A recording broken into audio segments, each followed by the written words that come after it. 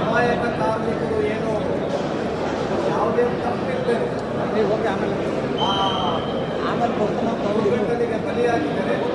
ಈ ವಿಷಯಕ್ಕೆ ಸಂಬಂಧಪಟ್ಟಂತೆ ಕೂಡಲೇ ಸರ್ಕಾರ ನಿರ್ಧಾರವನ್ನು ತೆಗೆದುಕೊಳ್ಳಬೇಕು. ಯಾರು ಕಾರ್ಮಿಕರ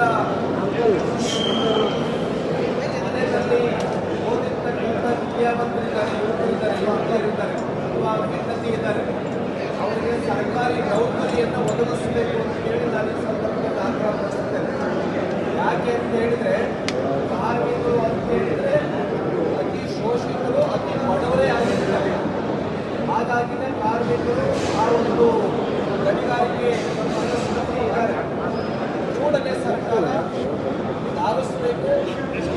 ಅಕಸ್ಮಾತ್ ಸಂಬಂಧಪಟ್ಟ ಮಂತ್ರಿ ಹಿಂದೆ ಹೋಗಿದ್ರೆ ಮುಖ್ಯಮಂತ್ರಿಗಳು ಅಥವಾ ಉಪಮುಖ್ಯಮಂತ್ರಿಗಳು ಆ ಸ್ಥಳಕ್ಕೆ, ಆ ಘಟನೆ ನಡೆದಂಥ ಸ್ಥಳಕ್ಕೆ ಭೇಟಿಯನ್ನು ಕೊಡಬೇಕು, ಪರಿಹಾರವನ್ನು ಕೊಡಬೇಕು.